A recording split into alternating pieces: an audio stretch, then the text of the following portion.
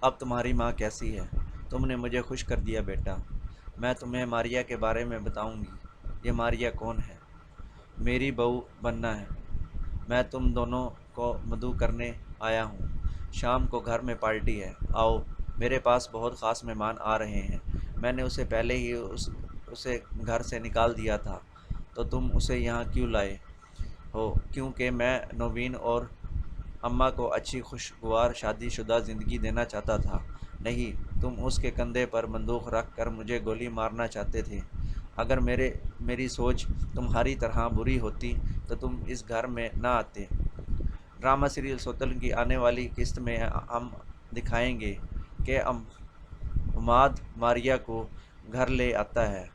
پھر فائقہ ماریا کو دیکھ کر بہت خوش ہوتی ہے اور کہتی ہے کہ میں تمہاری ہی انتظار کر رہی تھی، میں واقعی آپ سے ملنا چاہتی تھی۔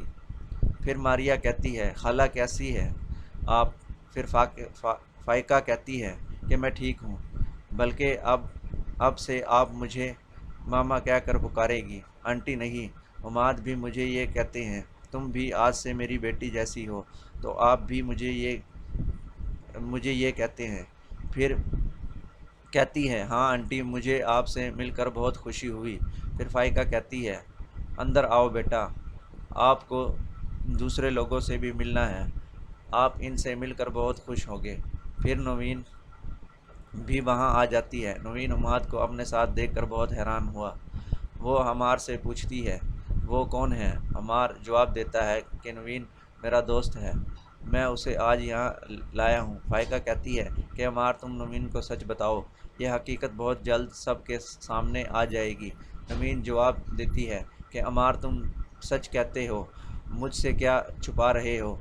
اگر آپ نے مجھے سچ نہیں بتایا تو میں ابھی اپنے والدین کو فون کروں گی۔ کار نے کہا، آزاد کو دھمکی مت دینا، وہ اب کچھ نہیں کر سکتا، اور جو بھی تم آزاد کو دھمکیاں دیتے رہے یہ ٹھیک نہیں ہے۔ عمار نے کہا، نوین تم اتنا غصہ کیوں کر رہی ہو؟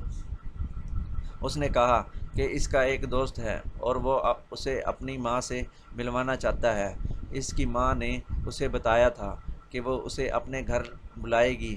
نوین نے کہا کہ وہ اسے اچھی طرح جانتا ہے اور وہ اس سے کچھ چھپا رہی ہے۔ فکر نے کہا کہ نوین ٹھیک کہتا ہے کہ وہ اس سے کچھ چھپا رہا تھا۔ مجھے یقین نہیں ہے کہ یہ سچ ہے یا نہیں، مجھے یقین نہیں ہے یہ سچ ہے یا نہیں۔ میں تمہارے ساتھ نہیں رہوں گا، مجھے نہیں معلوم کہ نوین اس وقت ناراض کیوں ہے۔ وہ سمجھ نہیں پا رہا تھا کہ وہ کیا کہہ رہا ہے اور کیا نہیں۔ یہ سب اگلی قسط میں ہونے والا ہے۔